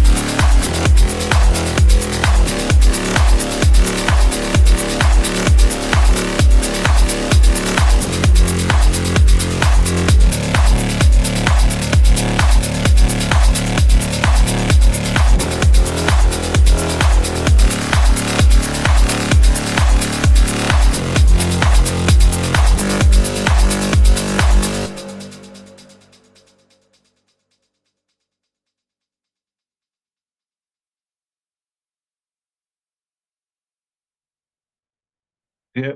So that's my track for the night. It didn't take that long to make, I guess. It was probably maybe about 2 weeks of just spending an hour or two after work on it, and yeah, that's about it. So thanks guys for listening. It was really Well, I guess catchy. what's it? Yeah. Thanks, man. Thanks.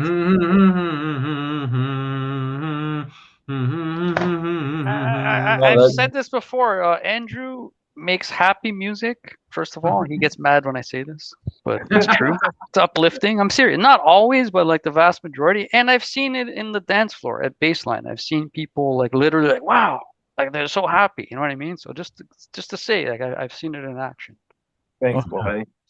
that's like, oh, that rift had old school Susie and the Banshees. It has like every time you do something, there's a hint of a rift, and I can never put my finger on it because it's your own thing, but it brings my brain back to, you know, well, back when you could sneak in the bars underage and just have the best time of your life.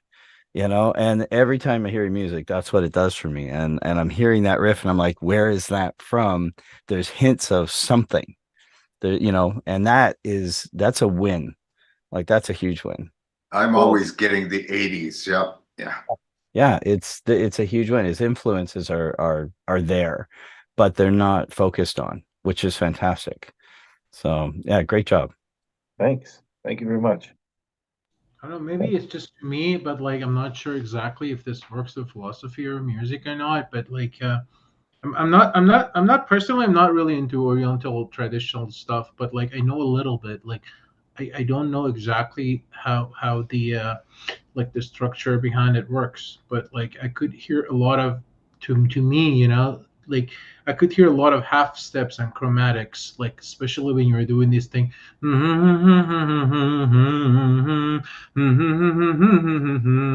You got this all those half steps, like almost sometimes almost sounds oriental. Oh yeah. On those areas, maybe it just sounds like that to me. But it does. You got half steps, you got chromatics, like all around. Okay, cool.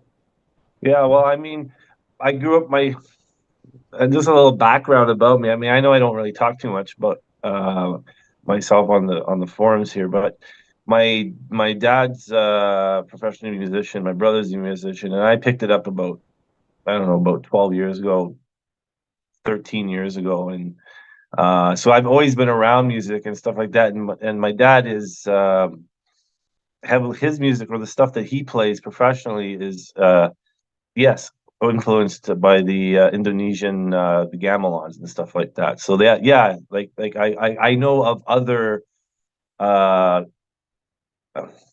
scales of from other cultures and stuff like that, right? So yeah, it does play into the music. Thanks for noticing that. It worked out Yes, really nicely though. cool. Scales, we need Tom Price back. Is that his name? Remember the original? I think Matt, if you're listening, remember him? He was into alternative tunings and could Well, really. he would like program stuff that would have like micro tuning between, yeah, all that. It was And like he would talk evolving about it, code that would make, yeah, it was I really mean, cool. Sounds like granular to my ear. It sounds granular, like it's not like normal synth sounds. Yeah. yeah, I gotta get back in touch with him. It'd be great to hear from him again, and see what he's up to. But yeah, that's along those lines. It's and like one of the tunings he did, basically each note would cancel each other out. So like if you put two notes together, you wouldn't hear both. You would hear one or the other, just because of how mathematically they all worked out. So and it had like a very like some people were less. I mean, I heard feedback where some people thought it was too far out, to be honest with you, but I thought it was very interesting. Like just even to understand a little bit what he was talking about, it already increased my understanding of music theory, which is already limited. But just to say, it's just amazing that you can do other tunings. You just take for granted. You know what I mean? Here's the piano. These are the notes. You know what I mean? And it's like, well, you know what? Instead of 12, keys, you could have, 20 or whatever, right? And spread the octaves that way. But anyways, that was really good, Andrew. Thanks again for sharing. Okay, thanks for listening, everybody. And I think we got 2 names or 1 name. That's because oh, Thomas. Okay, so Thomas, you have a new video or track that you wanted to share. Is this true? Yeah, I sent it over to you. It's you'll recognize a lot of the bits from the prior one in terms of the pieces of equipment. Sort of this year, I've been using mostly the same setup or incrementally adding to the same setup. I guess last year I was doing that. At the end of last year, I had to send my drum root impact in for service, so I don't have it anymore. So I'm now forced this year to do new stuff. So this is like my last video from 2023, and so anything new that you'll see later in the year will be using other gear. But this is sort of like I guess my end of year wrap up of my first year of trying to do this stuff. Okay, and get that BB024. Okay, got it. All right.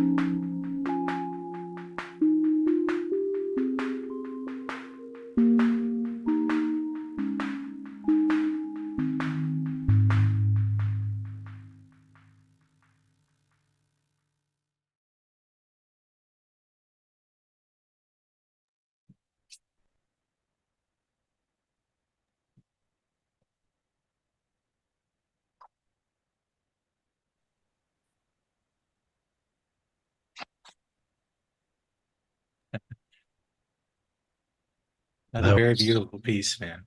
Yeah, that was soothing. That's a very beautiful piece, man. Yeah, that was soothing. Someone's got a mute. That's a very on, beautiful piece, man. Twitch or YouTube. Yeah, I guess There I we can go. do that too. But Some inception going on there. I actually was just going to look up at the drum boot impact I have because I've only made one song of it, the one you heard, and you had to think about beat repeat. And when I was using beat repeat, I found it worked better with just on one track at a time. So just like recording it in with the snare and recording it in with the kick, like same with you, like using it live, like over the patterns, like it's hit and miss. Yeah, and I'm so I think there's the roller, right, which repeats whatever note you're playing, and then there's the beat repeat, which kind of repeats different length sections of the sequence. Yeah.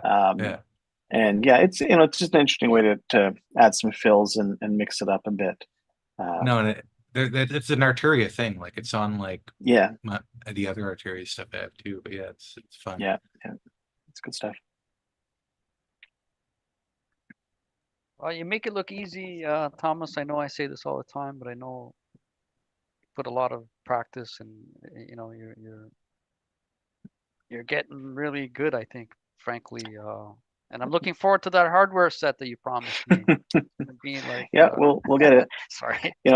It's funny actually because I was doing some goal setting and one of my goals for this year, based on some of the stuff we discussed in the last year, is to have two different live sets developed by the end of the year. So yeah, I don't mean you'll hear those as they develop. It's good to have goals, and I think that'll be awesome. Like, I mean, honestly, I think everyone here can attest that when you see someone doing stuff on hardware and actually making it like worthy of listening to, it's not just you know what I mean? Like, I probably fell into the category where I just have become very self-indulgent, you know what I mean? And it sounds really great to the person making it. Other people like Vostel might be like, oh, but you're actually able to make it sound good even if you weren't looking at it, is what I'm trying to say. It's not just self-indulgent. It's actually next level where you didn't forget the audience, is my point. Like, Yeah, I appreciate that. It's funny you say that because one of the reasons I've gravitated to hardware is I don't have the patience for working in a DAW. Tweaking every plugin setting and just getting everything dialed in right. So I'm really focusing on like how far can I take it with just hardware, even in terms of like I'm trying to put together an all hardware like mastering chain that I can really have no computers involved at all. So that's my way of dealing with it. Right on. And you're not a big fan of the sub menus. Is that a true statement? Like, even on the hardware, like the hardware where everything that you can do is like on the front menu. I've always appreciated that. Like, yeah, you'll notice on this last one, I moved from the H90 to like a guitar reverb delay pedal that I really like because it just sounds great. And it's just got like, a few knobs on the front and it's super easy to dial it in. Anything that has presets is almost too complicated for me. So trying to keep it simple. Nice.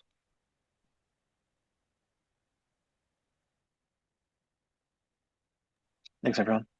Yeah, I'm excited to hear more, Thomas, and I think you're onto something really good here. So good stuff. Well, I think we got one last contestant, Richard. So you did a Darude Sandstorm remix. Is this true, or was I just hallucinating? No, not at all. So you may remember, Lenny, there are these challenges, and yes, that's what I mean.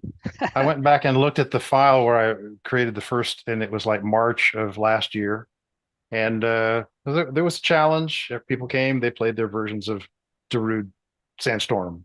And so that's, I did it. It was 2 minutes and it sat.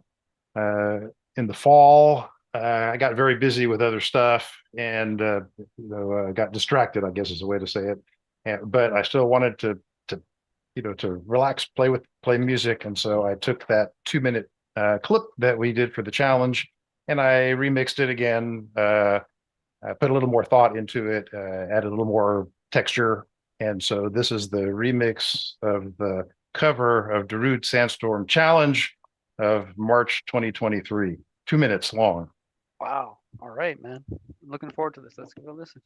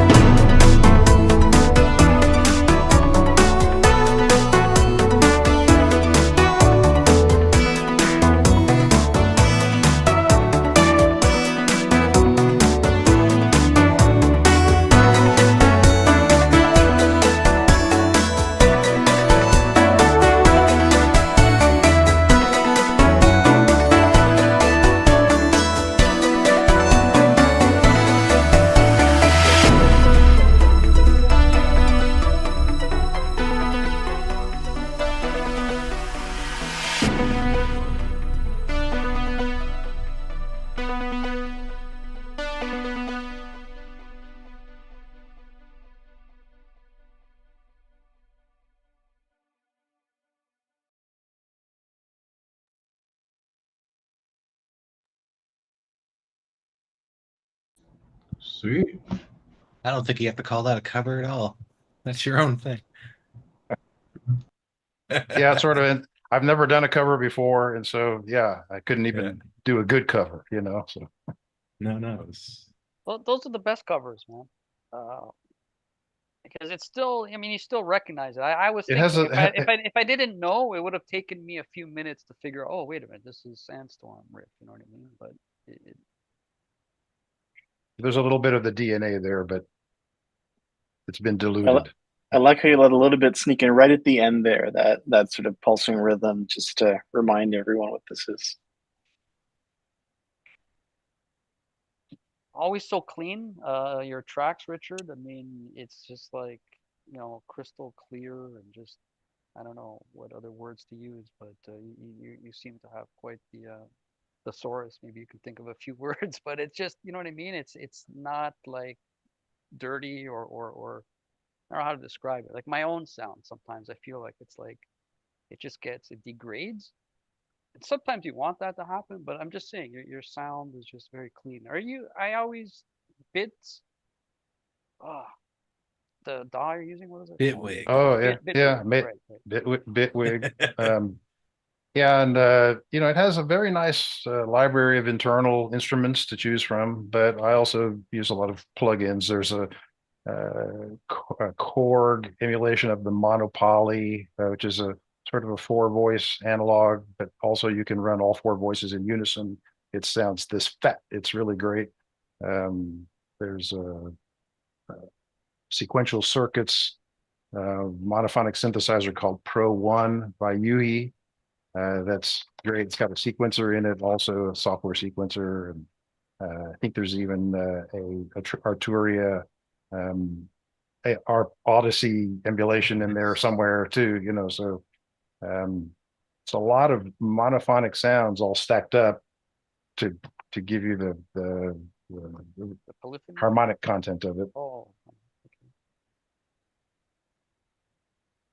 I do think you could fit more drums into that track though.